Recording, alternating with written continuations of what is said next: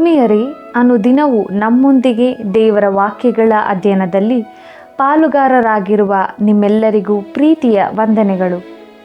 ದೇವರು ನಮ್ಮನ್ನು ಎಷ್ಟೊಂದು ಪ್ರೀತಿ ಮಾಡಿದ್ದಾನೆ ಅಲ್ಲವೇ?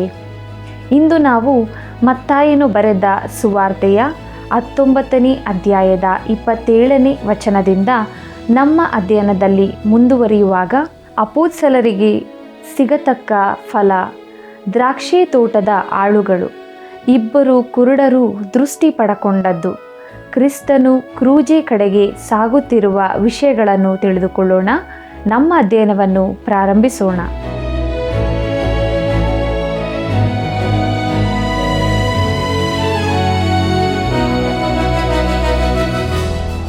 ಮೃದುವಾದ ಪ್ರತ್ಯುತ್ತರವು ಸಿಟ್ಟನ್ನಾರಿಸುವುದು, ಬಿರುನುಡಿಯು ಸಿಟ್ಟನ್ನೇರಿಸುವುದು. ಜ್ಞಾನೋಕ್ತಿಗಳು 15ನೇ ಅಧ್ಯಾಯ 1ನೇ ವಚನ. ಆತ್ಮೀಯ ವೀಕ್ಷಕರೇ, ನಿಮ್ಮೆಲ್ಲರಿಗೂ ತುಂಬು ಹೃದಯದ ವಂದನೆಗಳು. ಸತ್ಯವೇದ ಅಧ್ಯಯನದಲ್ಲಿ ನಾವು ಹೊಂದಿಕೊಂಡ ಆಶೀರ್ವಾದಗಳಿಗಾಗಿ ದೇವರಿಗೆ ಸ್ತೋತ್ರವಾಗಲಿ. ಮತ್ತಾಯನು ಬರೆದ ಸುವಾರ್ತೆಯ 19ನೇ ಅಧ್ಯಾಯದ 27ನೇ ವಚನದಿಂದ ನಮ್ಮ ಧ್ಯಾನವನ್ನು ಪ್ರಾರಂಭಿಸೋಣ. ಅದರಲ್ಲಿ ಅಪೊಸ್ತಲರಿಗೆ ಸಿಗತಕ್ಕ ಪ್ರತಿಫಲ ಎಂಬ ವಿಚಾರವನ್ನು ನೋಡೋಣ. ಮತ್ತಾಯನು ಬರೆದ ಸುವಾರ್ತೆ 19ನೇ ಅಧ್ಯಾಯ 27ನೇ ವಚನವನ್ನು ಗಮನಿಸಿರಿ. ಆಗ ಪೇತ್ರನು ಆತನನ್ನು, ಈಗೋ ನಾವು ಎಲ್ಲ ಬಿಟ್ಟು ನಿನ್ನನ್ನು ಹಿಂಬಾಲಿಸಿದೆವು, ನಮಗೆ ಏನು ದೊರಕುವುದು ಎಂದು ಕೇಳಲು ಎಂಬುದೇ. ಇಲ್ಲಿ ಪೇತ್ರನು ಬಹು ಸ್ವಾರ್ಥಿಯಂತೆ ಕಾಣುತ್ತಾನೆಂದು ಅವನನ್ನು ಟೀಕಿಸುವುದು ಬಹು ಸುಲಭ. ಆದರೆ ಯೇಸು ಅವನನ್ನು ಗದರಿಸಿದನೋ? ನೋಡಿರಿ, ಮತ್ತಾಯನು ಬರೆದ ಸುವಾರ್ತೆ 19ನೇ ಅಧ್ಯಾಯ 28ನೇ ವಚನವನ್ನು. ಯೇಸು ಅವರಿಗೆ, ನಿಮಗೆ ಸತ್ಯವಾಗಿ ಹೇಳುತ್ತೇನೆ, ಹೊಸ ಸೃಷ್ಟಿಯಲ್ಲಿ ಮನುಷ್ಯಕುಮಾರನು ತನ್ನ ಮಹಿಮೆಯ ಸಿಂಹಾಸನದ ಮೇಲೆ ಕೂತುಕೊಳ್ಳುವಾಗ ನನ್ನನ್ನು ಹಿಂಬಾಲಿಸಿರುವ ನೀವು ಸಹ 12 ಸಿಂಹಾಸನಗಳ ಮೇಲೆ ಕೂತುಕೊಂಡು ಇಸ್ರಾಯೇಲಿನ 12 ಕುಲಗಳಿಗೆ ನ್ಯಾಯ ತೀರಿಸುವಿರಿ ಎಂಬುದಾಗಿ. ಪ್ರಿಯ ವೀಕ್ಷಕರೇ, ಯೇಸು ಪೇತ್ರನನ್ನು ಗದರಿಸಲಿಲ್ಲ, ಬದಲಾಗಿ ಅವನಿಗೆ ಎಂಥ ವಿಶೇಷವಾದ ಬಹುಮಾನ ಸಿಗಲಿದೆ ಎಂದು ಹೇಳುತ್ತಾನೆ. ಅದರಂತೆ ಈ ದಿನಗಳಲ್ಲಿಯೂ ಕ್ರೈಸ್ತರಾದ ನಾವು ಈ ಬಹುಮಾನಕ್ಕೋಸ್ಕರ ದುಡಿಯಬೇಕು. ಮತ್ತಾಯನು ಬರೆದ ಸುವಾರ್ತೆ 19ನೇ ಅಧ್ಯಾಯ 29 ಮತ್ತು 30ನೇ ವಚನವನ್ನು ಗಮನಿಸಿರಿ. ಮತ್ತು ನನ್ನ ಹೆಸರಿನ ನಿಮಿತ್ತ ಮನೆಗಳನ್ನಾಗಲಿ, ಅಣ್ಣ ತಮ್ಮಂದಿರನ್ನಾಗಲಿ, ಅಕ್ಕ ತಂಗಿಯರನ್ನಾಗಲಿ, ತಂದೆಯನ್ನಾಗಲಿ, ತಾಯಿಯನ್ನಾಗಲಿ, ಮಕ್ಕಳನ್ನಾಗಲಿ, ಭೂಮಿಯನ್ನಾಗಲಿ ಬಿಟ್ಟಿರುವವರೆಲ್ಲರಿಗೆ ಅನೇಕ ಪಾಲು ಹೆಚ್ಚಾಗಿ ಸಿಕ್ಕುವುದು ಮತ್ತು ಅವರು ನಿತ್ಯ ಜೀವಕ್ಕೆ ಬಾಧ್ಯರಾಗುವರು. ಆದರೆ ಬಹು ಮಂದಿ ಮೊದಲಿನವರು ಕಡೆಯವರಾಗುವರು, ಕಡೆಯವರು ಮೊದಲಿನವರಾಗುವರು ಎಂಬುದೇ. ಪ್ರಿಯ ವೀಕ್ಷಕರೇ, ರಕ್ಷಣೆ ಹೊಂದಿದವರು ಯೇಸುವಿಗಾಗಿ ತ್ಯಾಗ ಮಾಡಿದ್ದಲ್ಲಿ ಅವರಿಗೆ ಬಹುಮಾನ ದೊರಕಲಿದೆ. ಮುಂದೆ ಆ ಮಹಾದಿನದಲ್ಲಿ ಈ ಲೋಕವು ಹೆಸರೇ ಕೇಳರಿಯದ ಅನೇಕ ಭಕ್ತರು ಆತನ ಎದುರು ಪ್ರಥಮ ಸ್ಥಾನದಲ್ಲಿರುವರು ಮತ್ತು ಈ ಲೋಕದಲ್ಲಿ ತುಂಬ ಪ್ರಶಂಸೆ ಮಾನಗಳನ್ನು ಹೊಂದುತ್ತಿರುವ ಪ್ರಸಿದ್ಧ ಕ್ರೈಸ್ತ ನಾಯಕರು ಅಲಕ್ಷಿಸಲ್ಪಡುತ್ತಾರೆ ಮತ್ತು ಹೆಸರೇ ತಿಳಿಯದ ಅನೇಕ ಭಕ್ತರು ಸನ್ಮಾನಿಸಲ್ಪಡುತ್ತಾರೆ. ಇದು ನಮಗೆ ಎಂಥ ಅದ್ಭುತವಾದ ಚಿತ್ರಣವನ್ನು ಕೊಡುತ್ತದೆ ನೋಡಿರಿ. ಪ್ರೀತಿಯುಳ್ಳ ವೀಕ್ಷಕ ಬಾಂಧವರೇ, ಮುಂದಕ್ಕೆ ನಾವು ಮತ್ತಾಯನು ಬರೆದ ಸುವಾರ್ತೆಯ 20ನೇ ಅಧ್ಯಾಯದ ಧ್ಯಾನಕ್ಕೆ ಬರೋಣ. ಇದರ ಮುಖ್ಯ ಪ್ರಸ್ತಾಪಗಳು ದ್ರಾಕ್ಷಿ ತೋಟದ ಕೂಲಿ ಆಳುಗಳ ಸಾಮ್ಯ, ಯೇಸು ತನ್ನ ಮರಣವನ್ನು 4ನೇ ಮತ್ತು 5ನೇ ಸಾರಿ ಮುಂತಿಳಿಸಿದ್ದು, ಯಾಕೋಬ ಯೋಹಾನರ ತಾಯಿ ಅವರಿಗಾಗಿ ಪರಲೋಕದಲ್ಲಿ ಎಡ ಬಲಗಳ ಸ್ಥಾನ ಕೇಳಿಕೊಂಡದ್ದು, ಇಬ್ಬರು ಕುರುಡರಿಗೆ ದೃಷ್ಟಿ ಕೊಟ್ಟದ್ದು ಎಂಬುದೇ. ಪ್ರಿಯರೇ, ದ್ರಾಕ್ಷಿ ತೋಟದ ಕೂಲಿ ಆಳುಗಳ ಸಾಮ್ಯದ ಭಾಗ ಹಿಂದಿನ ಅಧ್ಯಾಯದ ಅಂತ್ಯ ಭಾಗದಿಂದ ಮುಂದುವರೆದು ಬಂದಿದೆ. ಮತ್ತಾಯನ ಸುವಾರ್ತೆಯಲ್ಲಿನ ಚಲನೆಯ ಭಾಗಗಳು ಇಲ್ಲಿ ಅಂತ್ಯವಾಗುವಂತೆ ಕಾಣುತ್ತದೆ. ಇಲ್ಲಿಂದ ಮುಂದೆ ಆ ಚಲನೆಯ ವೇಗ ಹೆಚ್ಚಾಗುತ್ತದೆ. ಕರ್ತನು ನೇರವಾಗಿ ಕ್ರೂಜೆಯ ಕಡೆಗೆ ಸಾಗುತ್ತಿದ್ದಾನೆ. ಮಾತ್ರವಲ್ಲದೆ ಈ ಅಧ್ಯಾಯದಲ್ಲಿ ಪರಲೋಕ ರಾಜ್ಯದ ಈಗಿನ ಸ್ಥಿತಿಯ ಕುರಿತಾಗಿಯೂ ಇನ್ನೂ ಹೆಚ್ಚಿನ ಬೆಳಕು ಚೆಲ್ಲಲಾಗಿದೆ. ಬಹುಮಾನ ನಿರ್ಧರಿಸಲ್ಪಡುವ ಮಾನದಂಡವನ್ನೂ ಇಲ್ಲಿ ಹೇಳಲಾಗಿದೆ. ಕೆಲಸದಲ್ಲಿ ನಂಬಿಗಸ್ತಿಕೆ ಹೊರತು ಕೆಲಸ ಎಷ್ಟು ಮಾಡಿದೆ ಇಲ್ಲವೇ ಕೆಲಸದ ಸ್ವಭಾವಗಳ ಮೇಲೆ ಹೊಂದಿಕೊಂಡಿಲ್ಲ. ಪ್ರಿಯ ವೀಕ್ಷಕರೇ, ಮುಂದಕ್ಕೆ ನಾವು ದ್ರಾಕ್ಷಿ ತೋಟದ ಕೂಲಿ ಆಳುಗಳ ಸಾಮ್ಯ ಎಂಬ ವಿಚಾರವನ್ನು ನೋಡೋಣ. ಮತ್ತಾಯನು ಬರೆದ ಸುವಾರ್ತೆ 20ನೇ ಅಧ್ಯಾಯ 1ನೇ ವಚನವನ್ನು ಗಮನಿಸಿರಿ. ಅದು ಹೇಗೆಂದರೆ, ಪರಲೋಕ ರಾಜ್ಯವು ಒಬ್ಬ ಮನೆಯ ಯಜಮಾನನಿಗೆ ಹೋಲಿಕೆಯಾಗಿದೆ. ಅವನು ತನ್ನ ದ್ರಾಕ್ಷಿ ತೋಟಕ್ಕೆ ಕೂಲಿ ಆಳುಗಳನ್ನು ಕರೆಯುವುದಕ್ಕೆ ಬೆಳಿಗ್ಗೆ ಹೊರಟನು ಎಂಬುದೇ. ಈ ಸಾಮ್ಯವು ಹಿಂದಿನ ಅಧ್ಯಾಯಕ್ಕೆ ಹೊಂದಿಕೊಂಡಂತೆ ಇದೆ. ಮತ್ತಾಯನು ಬರೆದ ಸುವಾರ್ತೆ 19ನೇ ಅಧ್ಯಾಯ 30ರಲ್ಲಿ ಬರೆದದೆ, ಆದರೆ ಬಹು ಮಂದಿ ಮೊದಲಿನವರು ಕಡೆಯವರಾಗುವರು, ಕಡೆಯವರು ಮೊದಲಿನವರಾಗುವರು ಎಂಬುದೇ. 20ನೇ ಅಧ್ಯಾಯದ 16ನೇ ವಚನದಲ್ಲಿ ಈ ಪ್ರಕಾರ ಕಡೆಯವರು ಮೊದಲಿನವರಾಗುವರು, ಮೊದಲಿನವರು ಕಡೆಯವರಾಗುವರು ಎಂದು ನೋಡುತ್ತೇವೆ. ಹೀಗೆ ಈ ಸಾಮ್ಯದ ಆರಂಭದಲ್ಲೂ ಕೊನೆಯಲ್ಲೂ ಮೊದಲಿನವರು ಕಡೆಯವರಾಗುವ, ಕಡೆಯವರು ಮೊದಲಿನವರಾಗುವ ಕುರಿತು ಹೇಳಲ್ಪಟ್ಟಿದೆ. ಎಷ್ಟೊಂದು ಅರ್ಥಗರ್ಭಿತವಾಗಿದೆ ನೋಡಿರಿ. ಮತ್ತಾಯನು ಬರೆದ ಸುವಾರ್ತೆ 20ನೇ ಅಧ್ಯಾಯ 2ನೇ ವಚನದಿಂದ 5ನೇ ವಚನದವರೆಗೆ ಗಮನಿಸಿರಿ. ಆಳಿಗೆ ದಿನಕ್ಕೆ 1 ಪಾವಲಿಯಂತೆ ಕೂಲಿ ಗೊತ್ತು ಮಾಡಿ ಅವರನ್ನು ದ್ರಾಕ್ಷಿ ತೋಟಕ್ಕೆ ಕಳುಹಿಸಿದನು. ತರುವಾಯ ಹೆಚ್ಚು ಕಡಿಮೆ 9 ಗಂಟೆಗೆ ಹೋಗಿ ಪೇಟೆಯಲ್ಲಿ ಸುಮ್ಮನೆ ನಿಂತಿದ್ದ ಇನ್ನೂ ಕೆಲವರನ್ನು ಕಂಡು, ನೀವು ಸಹ ನನ್ನ ದ್ರಾಕ್ಷಿ ತೋಟಕ್ಕೆ ಹೋಗಿರಿ, ನಿಮಗೆ ಸರಿಯಾದ ಕೂಲಿಯನ್ನು ಕೊಡುತ್ತೇನೆ ಅನ್ನಲು ಅವರು ತೋಟಕ್ಕೆ ಹೋದರು. ಅವನು ತಿರುಗಿ ಹೆಚ್ಚು ಕಡಿಮೆ 12 ಗಂಟೆಗೆ ಮತ್ತು 3 ಗಂಟೆಗೆ ಹೋಗಿ ಅದೇ ಪ್ರಕಾರ ಮಾಡಿದನು ಎಂಬುದೇ. ಪ್ರಿಯರೇ, 6ನೇ ಗಂಟೆ ಮಧ್ಯಾಹ್ನದ ಸಮಯವಾಗಿತ್ತು ಮತ್ತು 9ನೇ ಗಂಟೆ ಮಧ್ಯಾಹ್ನ 3 ಗಂಟೆಯಾಗಿತ್ತು. ಮತ್ತಾಯನು ಬರೆದ ಸುವಾರ್ತೆ 20ನೇ ಅಧ್ಯಾಯ 6ನೇ ವಚನದಿಂದ 15ನೇ ವಚನದವರೆಗೆ ನೋಡಿರಿ. ತಿರುಗಿ ಹೆಚ್ಚು ಕಡಿಮೆ ಸಾಯಂಕಾಲ 5 ಗಂಟೆಗೆ ಹೋಗಿ ಬೇರೆ ಕೆಲವರು ನಿಂತಿರುವುದನ್ನು ಕಂಡು ಅವರನ್ನು, ದಿನವೆಲ್ಲ ಇಲ್ಲಿ ಯಾಕೆ ಸುಮ್ಮನೆ ನಿಂತಿದ್ದೀರಿ ಎಂದು ಕೇಳಲು ಅವರು, ಯಾರೂ ನಮ್ಮನ್ನು ಕೂಲಿಗೆ ಕರೆಯಲಿಲ್ಲ ಅಂದಾಗ ಅವನು, ನೀವು ಸಹ ನನ್ನ ದ್ರಾಕ್ಷಿ ತೋಟಕ್ಕೆ ಹೋಗಿರಿ ಅಂದನು. ಸಂಜೆ ಹೊತ್ತಿಗೆ ದ್ರಾಕ್ಷಿ ತೋಟದ ಯಜಮಾನನು ತನ್ನ ಪಾರುಪತ್ಯಗಾರನಿಗೆ ಆ ಆಳುಗಳನ್ನು ಕರೆದು ಕಡೆಗೆ ಬಂದವರನ್ನು ಮೊದಲು ಮಾಡಿಕೊಂಡು ಮೊದಲು ಬಂದವರ ತನಕ ಅವರಿಗೆ ಕೂಲಿ ಕೊಡು ಎಂದು ಹೇಳಿದನು. ಆಗ ಸಾಯಂಕಾಲ 5 ಗಂಟೆಗೆ ಬಂದವರಿಗೆ 1 ಪಾವಲಿ ಸಿಕ್ಕಿತು. ತರುವಾಯ ಮೊದಲಿನವರು ಬಂದು ತಮಗೆ ಹೆಚ್ಚು ದೊರೆಯುವುದೆಂದು ನೆನೆಸಿದರು. ಆದರೆ ಇವರಿಗೆ ಸಹ 1 ಪಾವಲಿಯೇ ಸಿಕ್ಕಿತು. ಅದನ್ನು ತೆಗೆದುಕೊಂಡು ಮನೆಯ ಯಜಮಾನನ ಮೇಲೆ ಗುಣುಗುಟ್ಟಿ, ಕಡೆಗೆ ಬಂದ ಇವರು 1 ತಾಸು ಹೊತ್ತು ಮಾತ್ರ ಕೆಲಸ ಮಾಡಿದ್ದಾರೆ, ನಾವು ದಿನವೆಲ್ಲ ಬಿಸಿಲಿನಲ್ಲಿ ಕೆಲಸ ಮಾಡಿ ಕಷ್ಟಪಟ್ಟಿದ್ದೇವೆ, ಇವರನ್ನು ನಮಗೆ ಸಮ ಮಾಡಿದ್ದೀಯೇ ಅಂದರು. ಅದಕ್ಕೆ ಅವನು ಅವರಲ್ಲಿ ಒಬ್ಬನಿಗೆ, ಏನಪ್ಪ, ನಾನು ನಿನಗೆ ಅನ್ಯಾಯ ಮಾಡಲಿಲ್ಲ, ನೀನು ನನ್ನ ಸಂಗಡ 1 ಪಾವಲಿಗೆ ಒಡಂಬಟ್ಟಿಯಲ್ಲ, ನಿನ್ನ ಕೂಲಿ ತಕೊಂಡು ಹೋಗು, ನಿನಗೆ ಕೊಟ್ಟಂತೆ ಕಡೆಗೆ ಬಂದ ಇವನಿಗೂ ಕೊಡುವುದಕ್ಕೆ ನನಗೆ ಮನಸ್ಸುಂಟು, ನನ್ನ ಬದುಕನ್ನು ನಾನು ಬೇಕಾದ ಹಾಗೆ ಮಾಡಬಹುದಲ್ಲವೋ, ನಾನು ಒಳ್ಳೆಯವನಾಗಿರುವುದು ನಿನ್ನ ಕಣ್ಣನ್ನು ಒತ್ತುತ್ತದೋ ಎಂದು ಹೇಳಿದನು ಎಂಬುದೇ. ಪ್ರಿಯ ವೀಕ್ಷಕರೇ, ಈ ವಿಶೇಷವಾದ ಸಾಮ್ಯವು ಒಂದು ಪ್ರಾಮುಖ್ಯವಾದ ಸತ್ಯವನ್ನು ಸ್ಪಷ್ಟಪಡಿಸುತ್ತದೆ. ಪ್ರಿಯ ಮಿತ್ರನೇ, ನಿನ್ನ ಸ್ಥಾನ ಮಹತ್ವಗಳಾಗಲಿ ಸೇವೆಯಲ್ಲಿ ಕಳೆದ ಸಮಯವಾಗಲಿ ಬಹುಮಾನವನ್ನು ನಿರ್ಧರಿಸುವುದಿಲ್ಲ. ಆದರೆ ದೇವರು ನಿನಗೆ ಕೊಟ್ಟ ಕಾರ್ಯದಲ್ಲಿ ನೀನು ತೋರಿಸಿದ ನಂಬಿಗಸ್ತಿಕೆಯು ಮುಖ್ಯವಾದದ್ದು. ಆ ಕಾರ್ಯ ಎಷ್ಟೇ ಚಿಕ್ಕದಿರಲಿ, ದೊಡ್ಡದಿರಲಿ, ಇಲ್ಲವೇ ಲಕ್ಷ್ಯಕ್ಕೆ ಬಾರದ್ದಾಗಿರಲಿ, ಅದು ಮುಖ್ಯವಲ್ಲ. ಪ್ರಿಯರೇ, ನಮ್ಮ ಸಭೆಯ ಒಬ್ಬ ಸಹೋದರಿಯ ಕುರಿತು ದೇವರು ಆಕೆಗೆ ತುಂಬ ಬಹುಮಾನ ಕೊಡುತ್ತಾನೆಂದು ನಾನು ನೆನೆಸುತ್ತಿದ್ದೆ. ನಮ್ಮ ಸಭಾ ಸಿಬ್ಬಂದಿಗಳೊಡನೆ ಆಕೆ ಯಾರು ಎಂದು ಕೇಳಿದರೆ ನನಗೆ ಗೊತ್ತಿಲ್ಲ, ಆಕೆ ಸಂಗೀತ ಮಂಡಳಿಯಲ್ಲಿಯೂ ಇಲ್ಲ, ನಮ್ಮ ಸಭೆಯ ಯಾವ ಸಂಘಗಳಲ್ಲಿಯೂ ಇಲ್ಲ, ಭಾನುವಾರ ಶಾಲೆಯಲ್ಲೂ ಕಲಿಸುತ್ತಿಲ್ಲ. ಆಕೆ ಯಾವ ಕೆಲಸ ಮಾಡದಿದ್ದರೂ ದೇವರು ಆಕೆಯನ್ನು ಎಷ್ಟು ಆಶೀರ್ವದಿಸಿದ್ದಾನೆ ನೋಡಿರಿ ಎಂದು ಹೇಳುತ್ತಾರೆ. ಈ ಬಡ ಸ್ತ್ರೀಯು ಒಬ್ಬ ವಿಧವೆಯಾಗಿದ್ದು ಆಕೆಗೊಬ್ಬ ಮಗನಿದ್ದನು. ಆಕೆ ಪ್ರಸಂಗಿಗಳಂತೆ ಸೌಹಾರ್ದಿಕರಂತೆ ತುಂಬ ಜನರ ಸಂಗಡ ಮಾತನಾಡುತ್ತಿರಲಿಲ್ಲ. ಆದರೆ ತನಗಿದ್ದ ಒಬ್ಬನೇ ಮಗನನ್ನು ಚೆನ್ನಾಗಿ ಸಾಕಿದಳು. ಅವನು ವಿದೇಶದಲ್ಲಿ ಸೌಹಾರ್ದಿಕನಾಗಿ ಒಳ್ಳೆ ಸೇವೆ ಮಾಡಿದನು. ಆಕೆಗೆ ದೇವರು ಕೊಟ್ಟ ಕಾರ್ಯದಲ್ಲಿ ಆಕೆ ನಂಬಿಗಸ್ತಳಾಗಿದ್ದಳು. ಪ್ರಿಯರೇ, ಕೆಲವರು ಹೇಳಬಹುದು, ನಾನು ಮಾಡಿದಷ್ಟು ಶ್ರಮದ ಕೆಲಸ ಆಕೆ ಮಾಡಲಿಲ್ಲ ಎಂಬುದಾಗಿ. ಅದು ಸರಿ ಇರಬಹುದು. ಆದರೆ ಪ್ರಿಯ ಮಿತ್ರನೇ, ನೀನು ಎಷ್ಟು ಪರಿಮಾಣದ ಕೆಲಸ ಮಾಡಿದ್ದಿ ಎಂದು ದೇವರು ನೋಡುವುದಿಲ್ಲ.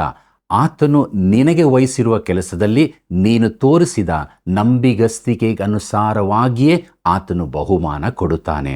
ಪ್ರಿಯ ಸ್ನೇಹಿತನೇ, ದೇವರು ಒಂದು ವೇಳೆ ಆತನಿಗಾಗಿ ದೊಡ್ಡ ಕೆಲಸ ಮಾಡಲಿಕ್ಕಾಗಿ ಕರೆದಿರಲಿಕ್ಕಿಲ್ಲ. ಆದರೆ ನಿನಗೆ ಕೊಟ್ಟಿರುವುದರಲ್ಲಿ ನೀನು ಆತನಿಗೆ ನಂಬಿಗಸ್ತನಾಗಿದ್ದೀಯೋ? ನಮ್ಮನ್ನು ನಾವು ಈ ಕೃಪಾ ಸಮಯದಲ್ಲಿ ಪರೀಕ್ಷೆ ಮಾಡಿಕೊಳ್ಳೋಣವ. ನಮ್ಮ ನಂಬಿಗಸ್ತಿಕೆಯ ಜೀವಿತವನ್ನು ಕ್ರಿಸ್ತನಿಗೆ ಮೆಚ್ಚುಗೆಯಾದ ರೀತಿಯಲ್ಲಿ ಓಡೋಣ. ಪ್ರಿಯರೇ, ಮುಂದಕ್ಕೆ ನಾವು ಯೇಸು ತನ್ನ ಮರಣ ಪುನರುತ್ಥಾನಗಳ ಕುರಿತು 4ನೇ ಸಾರಿ ತಿಳಿಸಿದ್ದು ಎಂಬ ವಿಚಾರವನ್ನು ನೋಡೋಣ. ಮತ್ತಾಯನು ಬರೆದ ಸುವಾರ್ತೆ 20ನೇ ಅಧ್ಯಾಯ 17ನೇ ವಚನವನ್ನು ಗಮನಿಸಿರಿ. ಯೇಸು ಯೆರೂಸಲೇಮಿಗೆ ಹೋಗುತ್ತಿರುವಾಗ 12 ಮಂದಿ ಶಿಷ್ಯರನ್ನು ಒತ್ತೊಟ್ಟಿಗೆ ಕರೆಕೊಂಡು ದಾರಿಯಲ್ಲಿ ಅವರಿಗೆ ಎಂಬುದಾಗಿ. ಈ ಭಾಗದಲ್ಲಿನ ದೈಹಿಕ ಹಾಗೂ ಭೌಗೋಳಿಕ ಚಲನೆಯನ್ನು ಗಮನಿಸಿರಿ. ಯೇಸು ಹಾಗೂ ಆತನ ಶಿಷ್ಯರು ಯೋರ್ದಾನಿನ ಕಣಿವೆ ಭಾಗದಿಂದ ಮೇಲಕ್ಕೆ ಯೆರೂಸಲೇಮಿನ ಕಡೆಗೆ ಸಾಗುತ್ತಿದ್ದಾರೆ. ಅಲ್ಲಿ ಆತನು ಕ್ರೂಜೆಯ ಮರಣ ಹೊಂದಲಿಕ್ಕಿದ್ದಾನೆ.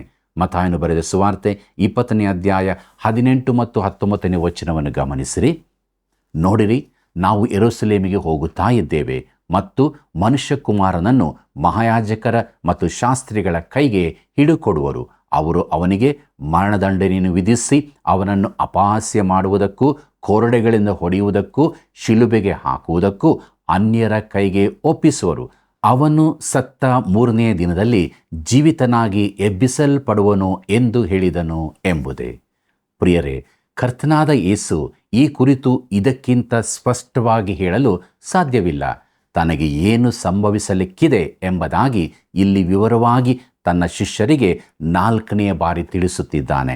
ಆದರೆ ಏಕೋ ಶಿಷ್ಯರು ಇದನ್ನು ಇನ್ನೂ ಸರಿಯಾಗಿ ಗ್ರಹಿಸಲಿಲ್ಲ. ಆದರೆ ನಾವು ಈ ಭಾಗವನ್ನು ಓದುವಾಗ ಯೇಸು ಯೆರೂಸಲೇಮಿಗೆ ಸಾಯಲಿಕ್ಕಾಗಿಯೇ ಹೋಗುತ್ತಿದ್ದಾನೆಂಬುದನ್ನು ಸ್ಪಷ್ಟವಾಗಿ ತಿಳಿಯುತ್ತೇವೆ. ಈ ವಿಚಾರದ ವಿಶೇಷತೆಯನ್ನು ನಾವು ಗ್ರಹಿಸಲು ಯತ್ನಿಸೋಣ. ಆತನು ನನಗಾಗಿ ನಿನಗಾಗಿ ಪ್ರಾಣ ಕೊಡಲಿಕ್ಕೆಂದೇ ಅಲ್ಲಿಗೆ ಹೋಗುತ್ತಿದ್ದಾನೆ. ನಾವು ಇದನ್ನು ಧ್ಯಾನಿಸಬೇಕಾಗಿದೆ. ಪ್ರಿಯರೇ, ಯೇಸುವಿನ ಶಿಷ್ಯರಿಗೆ ಇದು ನಂಬಲ ಸಾಧ್ಯವಾದದ್ದಾಗಿತ್ತು. ಮುಂದಕ್ಕೆ ಯಾಕೋಬ ಯೋಹಾನರ ತಾಯಿಯ ಬೇಡಿಕೆ ಎಂಬ ವಿಚಾರವನ್ನು ನೋಡೋಣ. ಪ್ರಿಯರೇ, ಯೇಸು ಈ ವಿಶೇಷ ಪ್ರಕಟಣೆಯನ್ನು ಮಾಡಿದ ಸಂದರ್ಭದಲ್ಲಿ ಯಾಕೋಬ ಯೋಹಾನರ ತಾಯಿಯು ಯೇಸುವನ್ನು ಒಂದು ಸಹಾಯಕ್ಕಾಗಿ ಕೇಳಿಕೊಂಡು ಬಂದಳು. ಅದೇನೆಂಬುದಾಗಿ ನೋಡೋಣ. ಮತ್ತಾಯನು ಬರೆದ ಸುವಾರ್ತೆ 20ನೇ ಅಧ್ಯಾಯ 20ನೇ ವಚನವನ್ನು ಗಮನಿಸಿರಿ. ಆಗ ಜೆಬೆದಾಯನ ಮಕ್ಕಳ ತಾಯಿ ಆತನಿಂದ ಏನೋ ಒಂದು ಬೇಡಿಕೊಳ್ಳಬೇಕೆಂದು ತನ್ನ ಮಕ್ಕಳನ್ನು ಕರೆಕೊಂಡು ಬಂದು ಆತನಿಗೆ ಅಡ್ಡಬಿದ್ದಳು ಎಂಬುದೇ. ನಮ್ಮಲ್ಲೂ ಅನೇಕರು ನಮ್ಮ ಬೇಡಿಕೆಗಳಿಗಾಗಿ ಆತನನ್ನು ಆರಾಧಿಸುವವರಾಗಿದ್ದೇವೆ. ಮತ್ತಾಯನು ಬರೆದ ಸುವಾರ್ತೆ 20ನೇ ಅಧ್ಯಾಯ 21ನೇ ವಚನವನ್ನು ನೋಡಿರಿ. ಆತನು ಆಕೆಯನ್ನು ನಿನಗೇನು ಬೇಕಮ್ಮ ಎಂದು ಕೇಳಲು ಆಕೆ, ನಿನ್ನ ರಾಜ್ಯದಲ್ಲಿ ನನ್ನ ಈ 2 ಮಕ್ಕಳಲ್ಲಿ ಒಬ್ಬನು ನಿನ್ನ ಬಲಗಡೆಯಲ್ಲೂ ಮತ್ತೊಬ್ಬನು ಎಡಗಡೆಯಲ್ಲೂ ಕೂತುಕೊಳ್ಳುವುದಕ್ಕೆ ಅಪ್ಪಣೆಯಾಗಬೇಕು ಅಂದಳು ಎಂಬುದೇ. ಪ್ರಿಯ ವೀಕ್ಷಕರೇ, ತನ್ನ ಮಕ್ಕಳ ಹಿತವನ್ನು ಬಯಸುವ ತಾಯಿಯಿಂದ ಇಂತಹ ಬೇಡಿಕೆ ಬರುವುದು ಬೇರೆ ಸಮಯಗಳಲ್ಲಾದರೆ ಅದು ವಿಶೇಷದ್ದಾಗಿ ಕಾಣಲಿಕ್ಕಿಲ್ಲ. ಆದರೆ ಈ ಸಂದರ್ಭದಲ್ಲಿ ಪರಿಸ್ಥಿತಿಯ ಅರಿವು ಆಕೆಗಾಗಲಿಲ್ಲ. ಅಲ್ಲಿ ಏನು ನಡೆಯುತ್ತದೆ ಎಂಬುದನ್ನು ಆಕೆ ಗ್ರಹಿಸಿಕೊಳ್ಳಲಿಲ್ಲ. ಯೇಸು ಆಕೆಗೆ ಉತ್ತರ ಕೊಡುತ್ತಾನೆ. ಮತ್ತಾಯನು ಬರೆದ ಸುವಾರ್ತೆ 20ನೇ ಅಧ್ಯಾಯ 22 ಮತ್ತು 23ನೇ ವಚನವನ್ನು ಗಮನಿಸಿರಿ. ಯೇಸು ಅದಕ್ಕೆ, ನೀವು ಬೇಡಿಕೊಂಡದ್ದು ಏನೆಂದು ನಿಮಗೆ ತಿಳಿಯದು. ನಾನು ಕುಡಿಯಬೇಕಾಗಿರುವ ಪಾತ್ರೆಯಲ್ಲಿ ನೀವು ಕುಡಿಯುವುದು ನಿಮ್ಮಿಂದಾದೀತೆ ಎಂದು ಕೇಳಲು ಅವರು ಆಗುವುದು ಅಂದರು. ಆಗ ಆತನು ಅವರಿಗೆ, ನನ್ನ ಪಾತ್ರೆಯಲ್ಲಿ ನೀವು ಕುಡಿಯುವಿರಿ ಸರಿ, ಆದರೆ ನನ್ನ ಎಡ ಬಲಗಡೆಗಳಲ್ಲಿ ಕೂತುಕೊಳ್ಳುವಂತೆ ಅನುಗ್ರಹ ಮಾಡುವುದು ನನ್ನದಲ್ಲ, ನನ್ನ ತಂದೆಯಿಂದ ಅದು ಯಾರಿಗೆಂದು ಸಿದ್ಧಪಡಿಸಿದೆಯೋ ಅವರಿಗೇ ಸಿಕ್ಕುವುದು ಎಂದು ಹೇಳಿದನು ಎಂಬುದೇ. ಈ 2 ವಚನಗಳಲ್ಲಿನ ಅರ್ಥ ಸ್ಪಷ್ಟವಾಗಿ ತಿಳಿಯುತ್ತದೆ. ಈ ವಿಚಾರ ಈ ದಿನಗಳಲ್ಲಿನ ಕ್ರೈಸ್ತರಿಗೆ ಅತೀ ಪ್ರಾಮುಖ್ಯವಾದದ್ದರಿಂದ ಅದನ್ನು ತಿಳಿಯದಿರಬೇಡಿರಿ. ನನ್ನ ಎಡ ಬಲಗಡೆಯಲ್ಲಿ ಸ್ಥಾನವಿಲ್ಲವೆಂದು ಯೇಸು ಹೇಳುತ್ತಿಲ್ಲ, ಆದರೆ ಆ ಸ್ಥಾನಗಳನ್ನು ತನಗೆ ಇಷ್ಟ ಬಂದವರಿಗೆ ಬೇಕಾದಂತೆ ಕೊಡಲು ಸಾಧ್ಯವಿಲ್ಲವೆಂದು ಹೇಳುತ್ತಿದ್ದಾನೆ. ಅದು ಯಾರಿಗಾಗಿ ಸಿದ್ಧವಾಗಿದೆಯೋ ಅವರಿಗೆ ಕೊಡಲ್ಪಡುತ್ತದೆ. ಪ್ರಿಯರೇ, ಒಂದು ವಿಷಯ ಚೆನ್ನಾಗಿ ಗಮನಿಸಿರಿ. ಪರಲೋಕವು ಕೇಳಿಕೊಳ್ಳುವವರಿಗೆ ಕೊಡಲ್ಪಡುತ್ತದೆ. ರಕ್ಷಣೆಗಾಗಿ ನೀನು ಯಾವ ಕೆಲಸವನ್ನು ಮಾಡಬೇಕಾಗಿಲ್ಲ. ದೇವರ ಮಹಾಕೃಪೆಯಿಂದಾಗಿ ಕ್ರಿಸ್ತನಲ್ಲಿ ನಂಬಿಕೆ ಇಡುವ ಮುಖಾಂತರ ನೀನು ರಕ್ಷಿಸಲ್ಪಡುತ್ತಿ.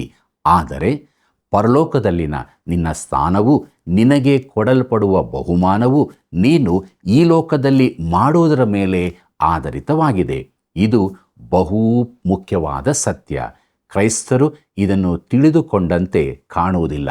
ಪ್ರಿಯಮಿತ್ರನೇ, ನೀನು ನಿನಗೋಸ್ಕರ ಎಂಥ ಸ್ಥಳವನ್ನು ಸಿದ್ಧಪಡಿಸುತ್ತಾ ಇದ್ದಿ?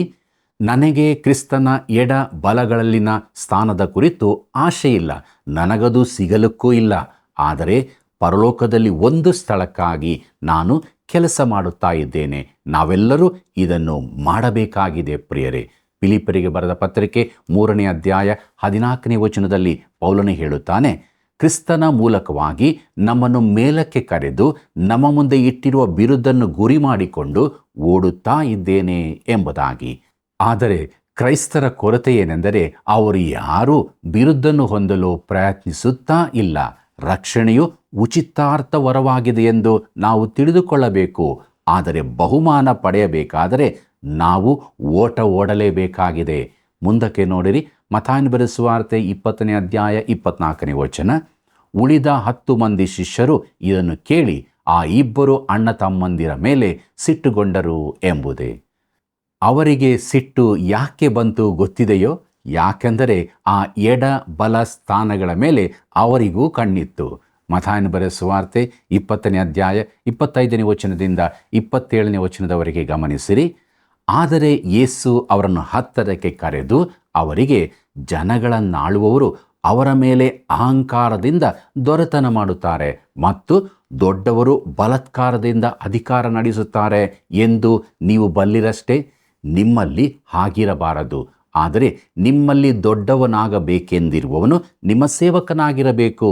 ನಿಮ್ಮಲ್ಲಿ ಮೊದಲನೆಯವನಾಗಬೇಕೆಂದಿರುವವನು ನಿಮ್ಮ ಆಳಾಗಿರಬೇಕು ಎಂಬುದೇ. ಪ್ರಿಯರೇ, ಸೇವೆ ಹಾಗೂ ಪ್ರಸಿದ್ಧಿ ಗಳಿಸುವುದಕ್ಕೆ ಇದು ಒಂದು ಹೊಸ ನಿಯಮವಾಗಿದೆ. ಕ್ರೈಸ್ತ ಸೇವೆಯಲ್ಲಿರುವವರು ಇದನ್ನು ಚೆನ್ನಾಗಿ ತಿಳಿದಿರತಕ್ಕದ್ದು.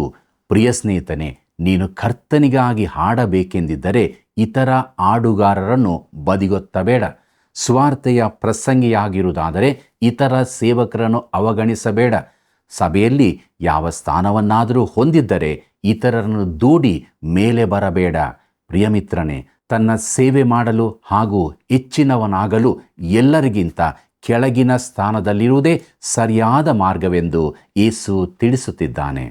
ಈಗ ಯೇಸುವು ಆತನ ಶಿಷ್ಯರು ಯೆರೂಸಲೇಮಿಗೆ ಸಮೀಪ ಬರುತ್ತಿರುವಾಗ ಯೇಸು ತನಗಾಗಲಿರುವ ಮರಣದ ಕುರಿತಾಗಿ 5ನೇ ಸಾರಿ ಮುಂತಿಳಿಸುತ್ತಾನೆ. ಮತ್ತಾಯನ ಬರೆದ ಸುವಾರ್ತೆ 20ನೇ ಅಧ್ಯಾಯ 28ನೇ ವಚನವನ್ನು ಗಮನಿಸಿರಿ.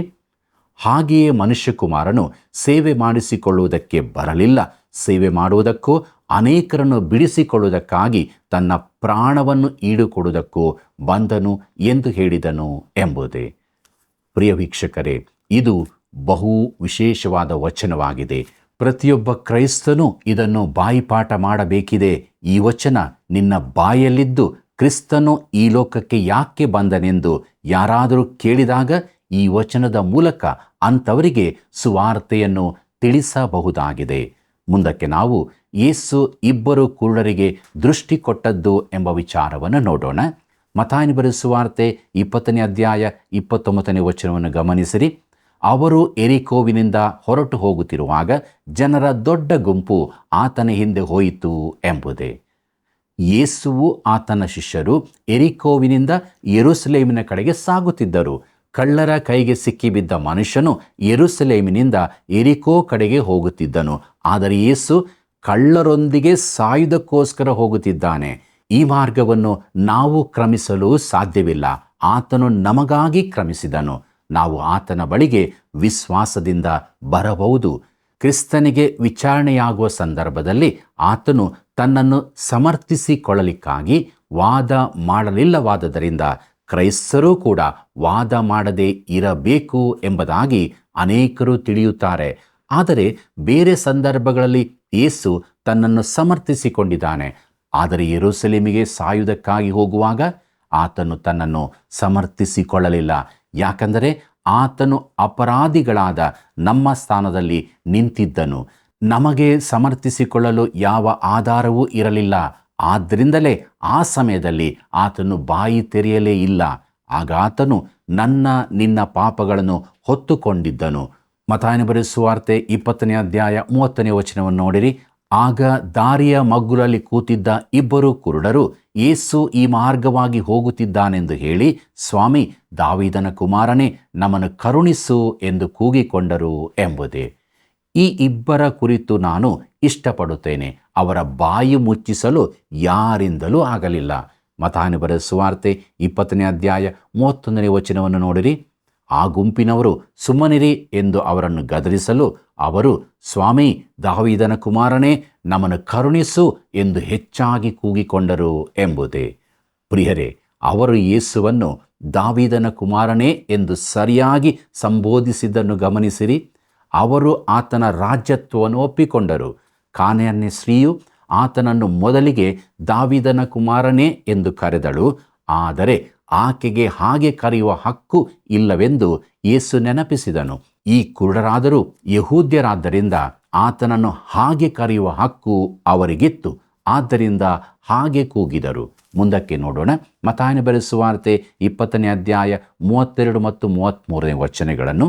ಆಗ ಯೇಸು ನಿಂತು ಅವರನ್ನು ಕರೆದು, ನಾನು ನಿಮಗೆ ಏನು ಮಾಡಬೇಕೆಂದು ಕೋರುತ್ತೀರಿ ಎಂದು ಕೇಳಲು ಅವರು, ನಮ್ಮ ಕಣ್ಣುಗಳು ತೆರೆಯಲ್ಪಡಬೇಕು ಸ್ವಾಮಿ ಅಂದರು ಎಂಬುದೇ.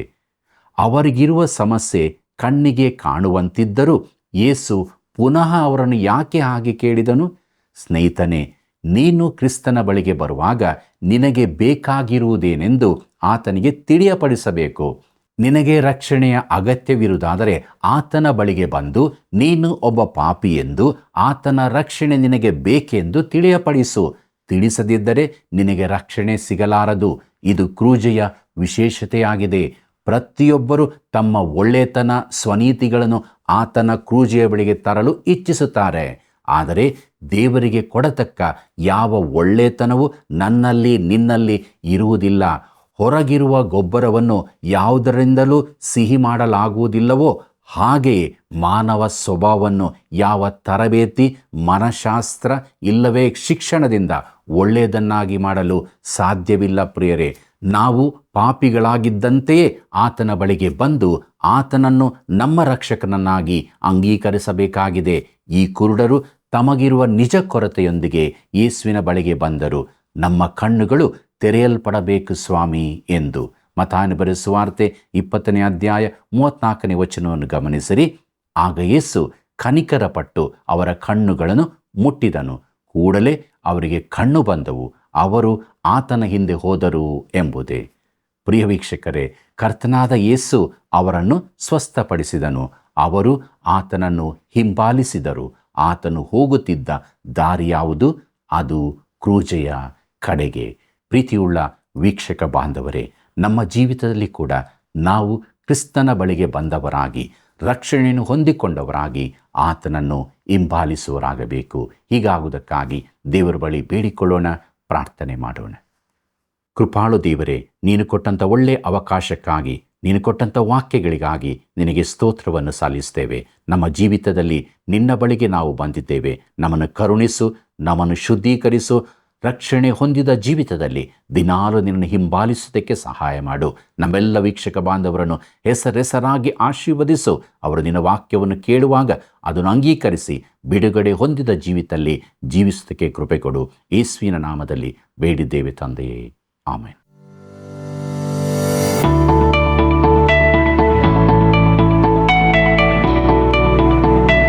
ಇಂದಿನ ಅಧ್ಯಯನಕ್ಕೆ ಒಂದು ಪ್ರಶ್ನೆ.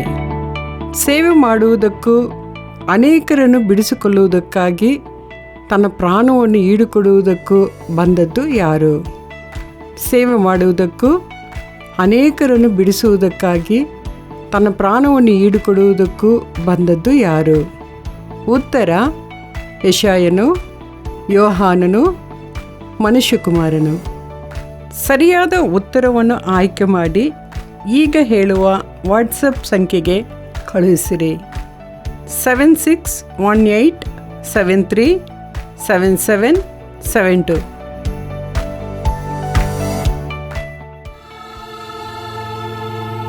ದೈವಾನ್ವೇಷಣೆ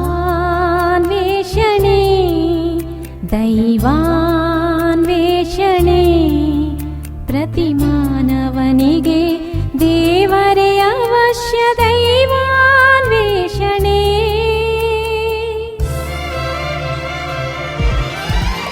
ದೈವಾನ್ವೇಷಣೆ ದೈವಾನ್ವೇಷಣೆ ದೈವಾನ್ವೇಷಣೆ ದೈವಾನ್ವೇಷಣೆ, ಪ್ರತಿ ಮಾನವನಿಗೆ ದೇವರೇ ಅವಶ್ಯ. ದೈವಾನ್ವೇಷಣೆ ದೈವಾನ್ವೇಷಣೆ ದೈವಾನ್ವೇಷಣೆ ದೈವಾನ್ವೇಷಣೆ ದೈವಾನ್ವೇಷಣೆ.